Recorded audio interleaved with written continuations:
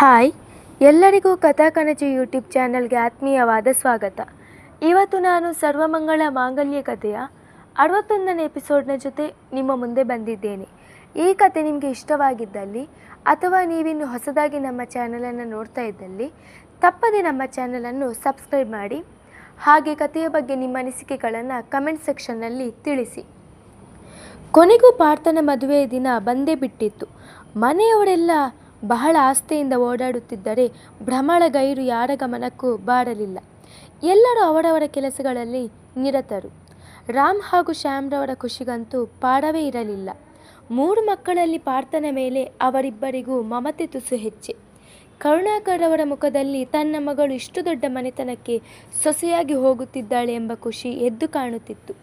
ಮೂವರು ನಗುತ್ತಾ ಮಾತನಾಡುತ್ತಿದ್ದರೆ ನೀಲಮೇಘ ಗಮ್ಯ ಧಾರಿಣಿ ಮದುವೆ ಮನೆಯ ತುಂಬೆಲ್ಲ ತರಾತುರಿಯಿಂದ ಓಡಾಡುತ್ತಿದ್ದರು. ಪ್ರಣವ್ ತನವ್ ಇಬ್ಬರು ಮಧುಮಗ ಪಾರ್ಥನ ಬೆನ್ನಿಗೆ ಬಿದ್ದಿದ್ದರು. Rashmi, you are looking so beautiful ಎಂದು ಉದ್ಘಾಟಿಸಿದಳು ಗಮ್ಯ. Thank you ಗಮ್ಯ. ಕೊರಳಿಗೆ ಹಾಕಿದ ನೆಕ್ಲೆಸ್ನ ಸರಿಪಡಿಸಿಕೊಂಡು ನಗುತ್ತಲೇ ಉತ್ತರಿಸಿದಳು ರಶ್ಮಿ. ಅಷ್ಟರಲ್ಲಿ ಮೇಘರವರು ಧಾರಿಣಿಗೆ ಕೂಗು ಹಾಕಿದರು. ಗಮ್ಯ, ನೀವು ರಶ್ಮಿನ ರೆಡಿ ಮಾಡ್ತಾ ಇರಿ, ಅತ್ತೆ ಕಡಿತಾ ಇದ್ದಾರೆ, ಅದೇನು ಅಂತ ನೋಡ್ಕೊಂಡು ಬರ್ತೀನಿ ಎಂದವಳೆ ಅಲ್ಲಿಂದ ಮೇಘರಿವರಿದ್ದತ್ತ ಹೆಜ್ಜೆ ಹಾಕಿದಳು. ಅತ್ತೆ ಏನು ವಿಷಯ ಎಂದು ಕೇಳಿದವಳಿಗೆ, ಕಾಲುಂಗುರ ಮತ್ತು ಕಡಿಮನಿನ ಮನೇಲಿ ಮರ್ತು ಬಿಟ್ಟು ಬಂದಿದ್ದೀನಿ ಧಾರಿಣಿ ಎಂದು ಕೈ ಹಿಸುಕಿತ್ತ ಹೇಳಿದರು ಮೇಘ. ನಿನ್ನ ಬುದ್ಧಿಗೆ ಏನಾಗಿದೆ ಮೇಘು? ಈ ವಿಷಯ ಏನಾದರೂ ರಾಮ್ ಶ್ಯಾಮ್ ಕಿವಿಗೆ ಬಿದ್ದರೆ ಸುಮ್ಮನೆ ಸಿಟ್ಟು ಮಾಡ್ಕೊಳ್ತಾರೆ. ಮನೆಯಿಂದ ಹೊರಡುವಾಗ ಒಂದ್ಸಲ ನೋಡ್ಕೊಳ್ಳೋದಲ್ವಾ ಎಂದು ಅಸಮಾಧಾನದಿಂದ ನುಡಿದರು ನೀಲ. ಅತ್ತೆ, ನೀವೇನು ಗಾಬರಿ ಆಗಬೇಡಿ, ಆರಾಮಾಗಿರಿ, ನಾನು ಹೋಗಿ ತಂದು ಬಿಡ್ತೀನಿ. ಒಂದು 5 ನಿಮಿಷದಲ್ಲಿ ಬಂದು ಬಿಡ್ತೀನಿ, ಡೋಂಟ್ ವರಿ, ಮುಹೂರ್ತದ ಸಮಯಕ್ಕೆ ಸರಿಯಾಗಿ ಬರ್ತೀನಿ ಎಂದ ಧಾರಿಣಿ ಅವರಿಬ್ಬರಿಗೂ ಧೈರ್ಯ ತುಂಬಿ ಅಲ್ಲಿಂದ ಬಿರುಸಿನಿಂದ ಹೊರಟರೆ ಅವರಿಬ್ಬರಿಗೂ ತುಸು ಸಮಾಧಾನವಾಗಿತ್ತು. ಅವಸರದಿಂದಲೇ ಮನೆ ಬಾಗಿಲು ತೆಗೆದು ದೇವರ ಕೋಣೆಯೊಳಗೆ ಹೊಕ್ಕು ತಾಳಿ ಕಾಲುಂಗುರವನ್ನು ಎತ್ತಿಕೊಂಡು ಬಾಗಿಲು ಎಳೆದುಕೊಂಡವಳಿಗೆ ಭ್ರಮಳ ನೆನಪಾಗಿತ್ತು. ಮದುವೆ ಮಂಟಪದಲ್ಲೆಲ್ಲೂ ಅವಳು ಕಂಡಿರಲಿಲ್ಲವಲ್ಲ. ಮದುವೆ ತರಾತುರಿಯಲ್ಲಿ ಗಮನಿಸದೆ ಇದ್ದವಳಿಗೆ ಈಗ ಗೋಚರವಾಗಿತ್ತು. ಅದೇಕೋ ಅವಳ ಅನುಮಾನ ಬಲವಾಯಿತು. ಪಾರ್ಥನನ್ನು ಗುಟ್ಟಾಗಿಯೇ ಪ್ರೀತಿಸುತ್ತಿದ್ದಾಳೇನು ಎಂಬ ಸಂಶಯ ಅವಳ ಮನದಲ್ಲಿ ಮನೆ ಮಾಡಿತು. ಅದೇನನ್ನು ನಿರ್ಧಾರ ಮಾಡಿದವಳಂತೆ ಅವಳ ಮನೆಯತ್ತ ಹೆಜ್ಜೆ ಹಾಕಿದಳು ಧಾರಿಣಿ. ಅನಾಮತ್ತಾಗಿ ಬಾಗಿಲು ತೆರೆದವಳಿಗೆ ದಿಗಿಲಾಗಿತ್ತು. ಭ್ರಮ ಸೀಲಿಂಗ್ ಫ್ಯಾನ್ಗೆ ಸೀರೆಯೊಂದನ್ನು ಕಟ್ಟಿ ಆತ್ಮಹತ್ಯೆ ಮಾಡಿಕೊಳ್ಳಲು ಯತ್ನಿಸುತ್ತಿದ್ದಳು. ಆ ದೃಶ್ಯವನ್ನು ಕಂಡು ಆತಂಕಗೊಂಡ ಧಾರಿಣಿ, ಭ್ರಮ, ಏನು ಮಾಡ್ತಾ ಇದ್ದೀಯಾ ಎಂದು ಕೇಳುತ್ತಲೇ ಅವಳತ್ತ ಧಾವಿಸಿ ಬಂದವಳು ಅವಳನ್ನು ಬಲವಂತವಾಗಿ ಎಳೆದಾಡಿ ತೋಳು ಹಿಡಿದು ಕೆಳಗಿಳಿಸಿದರೆ, ನನ್ನನ್ನು ಬಿಡು ಧಾರಿಣಿ, ನಾನು ಬದುಕಿ ಪ್ರಯೋಜನ ಇಲ್ಲ, ಸಾಯಲಿಕ್ಕೆ ಬಿಡು ಎಂದು ಕೂಗಾಡಿದರೆ ಅವಳ ಕೆನ್ನೆಗೆ ರಪ್ಪೆಂದು ಬಾಡಿಸಿಬಿಟ್ಟಳು ಧಾರಿಣಿ. ಅವಕ್ಕಾದಳು ಭ್ರಮ.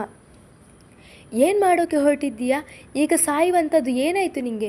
ದೇವರು ಕೊಟ್ಟಿರೋ ಸುಂದರವಾದ ಬದುಕನ್ನು ಕಟ್ಕೊಳ್ಳೋದು ಬಿಟ್ಟು ಹೇಡಿ ಥರ ಸಾಯಕ್ಕೆ ಹೊರಟಿದ್ಯಲ್ಲ, ನಾಚಿಕೆ ಆಗಲ್ವಾ? ಕೋಪದ ಭರದಲ್ಲಿ ಮಾತಾಡಿದಳು ಧಾರಿಣಿ. ಅವಳ ಆವೇಶ ಕಂಡು ಪೆಚ್ಚಾದಳು ಭ್ರಮ. ಹಿಂದೆಂದು ಅವಳ ಈ ರೂಪವನ್ನು ಕಂಡಿರಲಿಲ್ಲವಲ್ಲವಳು. ಕೆನ್ನೆಗೆ ಕೈ ಒತ್ತಿಕೊಂಡು ಕಂಬನಿ ಮಿಡಿಯುತ್ತಾ ಅವಳನ್ನೇ ನೋಡುತ್ತಾ ಉಳಿದು ಬಿಟ್ಟಳು. ನಾನು ನಿನ್ನನ್ನು ಗಮನಿಸ್ತಾನೇ ಇದ್ದೀನಿ. ಯಾವತ್ತು ಡೆಲ್ಲಿಗೆ ಹೋಗಿ ಬಂದಿಯೋ ಆವತ್ತಿಂದ ನಿನ್ನ ನಡವಳಿಕೆನೇ ಬದಲಾಗಿದೆ. ನೀನು ನೀನಾಗಿಲ್ಲ. ಯಾರ ಹತ್ರನೂ ಮಾತಾಡಲ್ಲ, ಮುಖನೂ ನೋಡಲ್ಲ. ಅದು ಅಲ್ಲದೆ ಇವತ್ತು ಪಾರ್ಥ ಮತ್ತು ರಶ್ಮಿ ಮದುವೆ. ನೀನು ನೋಡಿದರೆ ಇಲ್ಲಿ ಆತ್ಮಹತ್ಯೆ ಮಾಡ್ಕೊಳ್ಳೋದಕ್ಕೆ ಹೊರಟಿದ್ದೀಯ. ಇದೆಲ್ಲ ಏನು ಭ್ರಮ? ಏನಾಗಿದೆ ನಿನಗೆ?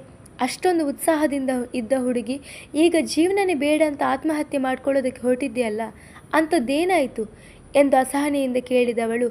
ನಿಜ ಹೇಳು ಭ್ರಮ, ಪಾರ್ಥನನ್ನು ಏನಾದರೂ ಗುಟ್ಟಾಗಿ ಪ್ರೀತಿಸ್ತಾ ಇದ್ದೀಯಾ ಕೇಳಿದಳು ಅನುಮಾನಿಸುತ್ತಾ. ಅವಳ ಮಾತು ಕೇಳಿ ಇನ್ನಷ್ಟು ದುಃಖಿತಳಾದಳು ಭ್ರಮ. ಮುಖ ಮುಚ್ಚಿ ಜೋರಾಗಿ ಅತ್ತವಳು ಅವಳನ್ನು ಗಟ್ಟಿಯಾಗಿ ತಬ್ಬಿಕೊಂಡರೆ ಪೆಚ್ಚಾದಳು ಧಾರಿಣಿ. ಯಾಕೆ ಭ್ರಮ, ಏನಾಯ್ತಮ್ಮ? ಅವಳ ಬೆನ್ನು ಉಜ್ಜುತ್ತಾ ಮೆತ್ತಗೆ ಕೇಳಿದಳು.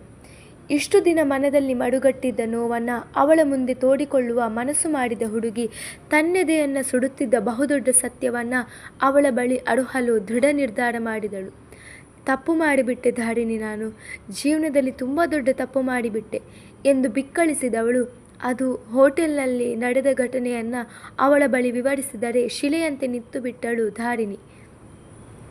ಈಗ ಹೇಳು ಧಾರಿಣಿ, ನನಗೆ ಸಾಯೋದೊಂದು ದಾರಿ ಬಿಟ್ಟರೆ ಬೇರೆ ಯಾವ ದಾರಿ ಉಂಟು? ಕೇಳಿದಳು ಅಳುತ್ತಲೇ. ಮತ್ತೊಂದು ಬಾರಿ ಬೀಸಿ ಹೊಡೆದವಳ ಕೈಯಲ್ಲಿದ್ದ ಗಾಜಿನ ಬಳೆಗಳ ಪೈಕಿ 2 ಬಳೆಗಳು ಪುಡಿಯಾಗಿ ನೆಲಕ್ಕೆ ಬಿದ್ದಿದ್ದವು. ಆದರೆ ಅದರತ್ತ ಗಮನ ಇಲ್ಲ ಅವಳಿಗೆ. ಮಾತಾಡಬೇಡ ನೀನು. ನಾಚಿಕೆ ಆಗೋದಿಲ್ಲ ಈ ಮಾತನ್ನು ಹೇಳೋಕೆ? ಮೊದಲನೇದಾಗಿ ಮೈ ಮರೆತು ತಪ್ಪು ಮಾಡಿದ್ದೀರಾ. ಅದನ್ನು ಇಬ್ಬರು ಸೇರಿ ಸರಿಪಡಿಸಿಕೊಳ್ಳೋದು ಬಿಟ್ಟು ಹೇಳಿ ಥರ ಸಾಯೋಕೆ ಹೊರಟಿದ್ಯಲ್ಲ. ಛೇ, ಇದನ್ನು ನಾನು ನಿನ್ನಿಂದ ನಿರೀಕ್ಷೆ ಮಾಡಿರಲಿಲ್ಲ ಭ್ರಮ ಎಂದವಳಿಗೆ ಗೆಳತಿಯ ಮೇಲೆ ಬಹಳ ಬೇಸರವಾಗಿತ್ತು. ಜೊತೆಗೆ ಪಾರ್ಥನ ಮೇಲೂ ಸಿಟ್ಟು ಭುಗಿಲೆದ್ದಿತ್ತು. ಏನು ಮಾಡಬೇಕೋ ತೋಚದಾಯಿತು. ತಲೆಯ ಮೇಲೆ ಕೈ ಹೊತ್ತು ದೊಪ್ಪೆಂದು ಕೂತವಳಿಗೆ ತಕ್ಷಣ ಪ್ರಣವ್ ನೆನಪಾಗಿದ್ದ. ಅವನಿಗೆ ಕರೆ ಮಾಡಿದಳು. ಈ ಕಡೆ ತನವ್ ಹಾಗೂ ಪ್ರಣವ್ ಸೇರಿ ಮಧುಮಗನನ್ನು ತಯಾರು ಮಾಡುತ್ತಿದ್ದರು. ದುಬಾರಿ ವಸ್ತ್ರ ಅದಾಗಲೇ ಅವನ ಮೈಯೇರಿತ್ತು. ಆದರೆ ಮನದ ದುಗುಡವನ್ನು ದುಬಾರಿ ಬಟ್ಟೆಗಳಿಂದ ಮುಚ್ಚಿ ಹಾಕಲು ಸಾಧ್ಯವಿಲ್ಲ ಅಲ್ಲವೇ? ಯಾಕೋ ಬಾಮ ಇದೆ, ಹೇಗಿದ್ದೀಯಾ? ಇವತ್ತು ನಿನ್ನ ಮದುವೆ ಕಾಣೋ, ಸ್ವಲ್ಪ ನಗ್ತಾ ಇರು ಎಂದ ತನವ್ ಪ್ರಣವ್ನತ್ತ ತಿರುಗಿ, ಅಲ್ವಾ ಪ್ರಣವ್ ಎಂದು ನಸುನಕ್ಕರೆ ತಾನು ಅವನ ಮಾತಿಗೆ ನಸುನಕ್ಕನು ಪ್ರಣವ್. ಅಷ್ಟರಲ್ಲಿ ಅವನ ಫೋನು ರಿಂಗನಿಸಿತು. ಎಕ್ಸ್ಕ್ಯೂಸ್ ಮೀ ಎಂದವನು ಫೋನ್ ಹಿಡಿದು ಹೊರಬಂದು ಕಾಲ್ ರಿಸೀವ್ ಮಾಡಿದನು. ಪ್ರಣವ್, ಮುಹೂರ್ತಕ್ಕೆ ಇನ್ನೂ ಎಷ್ಟು ಸಮಯ ಬಾಕಿ ಇದೆ ಕೇಳಿದವಳಿಗೆ. ಇನ್ನೂ 3/4 ಗಂಟೆ ಇದೆ. ಯಾಕೆ? ನೀನೆಲ್ಲಿದ್ದೀಯಾ ಕೇಳಿದನು. ಅವಳ ಧ್ವನಿಯಲ್ಲಿದ್ದ ದುಗುಡ ಅವನಿಗೂ ತಿಳಿದಿತ್ತು. ಪ್ರಣವ್, ಈಗಲೇ ಮನೆಗೆ ಹೊರಟು ಬನ್ನಿ, ಭ್ರಮ ಮನೆಗೆ ಬೇಗ ಎಂದವಳು ಕಡೆ ತುಂಡರಿಸಿದರೆ ಗಾಬರಿಗೊಂಡವನು ಅಲ್ಲಿಂದ ಮನೆಯತ್ತ ಮುಖ ಮಾಡಿದನು. ವಿಷಯ ತಿಳಿದ ಪ್ರಣವ್ನ ಮುಖದಲ್ಲೇನೂ ಬದಲಾವಣೆ ಆಗಲಿಲ್ಲ. ಅವನ ಸಿದ್ಧಾಂತಗಳಿಗೆ ಪೂರಕವಾಗಿ ಇತ್ತಲ್ಲವೇ ವಿಷಯ. ಆದರೂ ತಮ್ಮ ಇಂತಹ ಕೆಲಸಕ್ಕೆ ಕೈ ಹಾಕಿದ್ದಾನೆ ಎಂದು ತಿಳಿದಾಗ ಮನಸ್ಸು ಮುದುಡಿತು. ಈಗೇನು ಮಾಡಬೇಕಂತ ಇದ್ದೀಯಾ ಕೇಳಿದನು ಅವಳನ್ನೇ ನೋಡುತ್ತಾ. ಈ ಮದುವೆನ ನಿಲ್ಲಿಸಿ ಭ್ರಮ ಜೊತೆಗೆ ಪಾರ್ಥನ ಮದುವೆ ಮಾಡಿಸೋದು ಎಂದಳು ಧಾರಿಣಿ. ಭ್ರಮಳಿಗೆ ದಿಗಿಲಾಯಿತು ಅವಳ ಮಾತು ಕೇಳಿ. ಏನು ಹೇಳ್ತಾ ಇದ್ದೀಯಾ ನೀನು? ತಲೆ ಕೆಟ್ಟಿಯದಿದೆಯಾ ನಿಂಗೆ? ಫಿಕ್ಸ್ ಆಗಿರೋ ಮದುವೆನ ನಿಲ್ಲಿಸೋದಂದರೆ ಸಣ್ಣ ವಿಷಯನಾ ಕೇಳಿದನು ಅಚ್ಚರಿಯಿಂದ. ಸಣ್ಣ ವಿಷಯ ಅಲ್ಲ ನಿಜ, ಆದರೆ ಈ ಮದುವೆನ ನಿಲ್ಲಿಸದೆ ಹೋದರೆ 2 ಹೆಣ್ಮಕ್ಳ ಜೀವನನೂ ಹಾಳಾಗುತ್ತೆ. ಈಗ ನಮ್ಮಲ್ಲಿರೋದು ಇದೊಂದೇ ದಾರಿ ಪ್ರಣವ್ ಎಂದಳು ಅವನನ್ನು ಒಪ್ಪಿಸುವ ಧಾಟಿಯಲ್ಲಿ. ಆಗಲ ಧಾರಿಣಿ, ಇದಕ್ಕೆ ಖಂಡಿತ ದೊಡ್ಡಪ್ಪ ಡ್ಯಾಡಿ ಒಪ್ಪಲ್ಲ ಎಂದನು. ಒಪ್ಪಲೇಬೇಕು ಪ್ರಣವ್, ಯಾಕಂದರೆ ಅವರ ಮಗನಿಂದ ಒಂದು ಹುಡುಗಿ ಜೀವನ ಹಾಳಾಗಿದೆ. ಈಗ ಇವಳನ್ನು ಯಾರು ಮದುವೆ ಆಗ್ತಾರೆ? ಒಂದ್ಸಲ ಇವಳ ಅಣ್ಣನ ಜಾಗದಲ್ಲಿ ನಿಂತು ಯೋಚನೆ ಮಾಡಿ ಎಂದಳು ಧಾರಿಣಿ ಗಂಭೀರವಾಗಿ. ಅವಳ ಮಾತು ಕೇಳಿ ಇಕ್ಕಟ್ಟಿಗೆ ಸಿಲುಕಿಕೊಂಡನು ಪ್ರಣವ್. ತಲೆ ಕೊಡವಿಕೊಂಡವನು ಮೂಲೆಯಲ್ಲಿ ಮುದುಡಿ ಕೂತವಳತ್ತ ನೋಟ ಹರಿಸಿದರೆ ಅಳುತ್ತ ಕೂತಿದ್ದಳು ಭ್ರಮ. ಅವಳನ್ನು ಕಂಡು ಅವನ ಮನಸ್ಸು ಮೃದುವಾಯಿತು. ಸರಿ, ನಡಿರಿ ಮದುವೆ ಮಂಟಪಕ್ಕೆ ಎಂದವನು ಎದ್ದು ಅಲ್ಲಿಂದ ಹೊರಟರೆ ಧಾರಿಣಿಗೆ ಅವನ ಮಾತು ಕೇಳಿ ತುಸು ಧೈರ್ಯ ಬಂದಿತ್ತು. ಧಾರಿಣಿ, ನನಗೆ ಭಯ ಆಗ್ತಿದೆ, ನಾನು ಬರಲ್ಲ ಎಂದು ಹಿಂದೆಟು ಹಾಕಿದವಳಿಗೆ, ಈ ಭಯ ಮೈ ಮರೆಯುವಾಗ ಇರ್ತಾ ಇದ್ದಿದ್ರೆ ತುಂಬ ಚೆನ್ನಾಗಿತ್ತು ಭ್ರಮ ಎಂದು ಕಟುವಾಗಿ ನುಡಿದವಳು. ಮಾತಾಡಿಕೊಂಡು ಕೂರುವಷ್ಟು ಸಮಯ ಇಲ್ಲ, ಬೇಗ ಬಾ ಎಂದವಳು ಅವಳ ಕೈಗಳನ್ನು ಹಿಡಿದು ಹೊರ ಕರೆದುಕೊಂಡು ಹೋಗಿ ಕಾರಿನಲ್ಲಿ ಕೂರಿಸಿದರೆ ಮದುವೆ ನಡೆಯುತ್ತಿದ್ದ ಮಂಟಪದ ಹತ್ತಿರ ಕಾರ್ ತಿರುಗಿಸಿದನು ಪ್ರಣವ್. ಹಸಿಮನೆಯಲ್ಲಿ ಕೂತು ಶಾಸ್ತ್ರಗಳನ್ನು ಮಾಡುತ್ತಾ ಮಂತ್ರಪಠನೆ ಮಾಡುತ್ತಿದ್ದವನ ಮನಸ್ಸು ಸುಡುತ್ತಿತ್ತು. ಒಂದು ಬಾರಿ ತನ್ನ ಪಕ್ಕ ಕೂತವಳತ್ತ ಮುಖ ಮಾಡಿದನು. ಸರ್ವಾಲಂಕಾರ ಭೂಷಿತೆಯಾಗಿ ಲಜ್ಜೆಯಿಂದ ತಲೆ ತಗ್ಗಿಸಿ ಕೂತಿದ್ದಳು ರಶ್ಮಿ. ಅವಳನ್ನು ಕಂಡೊಡನೆ ಭ್ರಮಳ ನೆನಪಾಗಿತ್ತು. ಅವನ ಅಂತರ್ಮನ ಉಗಿದಂತೆ ಭಾಸವಾಯಿತು. ಯಂತ್ರದಂತೆ ಎಲ್ಲ ಶಾಸ್ತ್ರವನ್ನು ಮಾಡುತ್ತಿದ್ದನು. ಇನ್ನೇನು ಮುಹೂರ್ತಕ್ಕೆ 15 ನಿಮಿಷ ಬಾಕಿಯಾಗಿತ್ತು. ನೀಲ ಹಾಗೂ ಮೇಘರವರ ಕಣ್ಣುಗಳು ಧಾರಿಣಿಗಾಗಿಯೇ ಕಾಯುತ್ತಿದ್ದವು. ಕೊನೆಗೂ ಅವಳ ಆಗಮನವಾಗಿತ್ತು.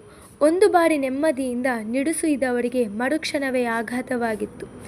ಧಾರಿಣಿ ಭ್ರಮಳ ಕೈ ಹಿಡಿದು ಮದುವೆ ಮಂಟಪದತ್ತ ಗಂಭೀರವಾಗಿ ಬಂದರೆ ಅವಳ ಜೊತೆಯೇ ಪ್ರಣವ್ ಕೂಡ ಬಂದನು. ಅವರ ಮುಖದಲ್ಲಿ ತುಂಬಿರುವ ಗಂಭೀರತೆ, ಭ್ರಮಳ ಜೋತು ಬಿದ್ದ ಮುಖ, ಅತ್ತು ಕೆಂಪಗಾಗಿರುವ ಕಣ್ಣುಗಳನ್ನು ಕಂಡೊಡನೆ ಮನೆಯವರೆಲ್ಲರೂ ಒಂದು ಬಾರಿ ಸ್ತಬ್ಧರಾದರೆ ಅವಳನ್ನು ಕಂಡು ಹಸೆಮನೆ ಏರಿದವನ ಜಂಘಬಲವೇ ಹುಡುಗಿ ಹೋಯಿತು. ಧಾರಿಣಿ, ಪ್ರಣವ್ ಎಲ್ಲಿಗೆ ಹೋಗಿದ್ರಿ?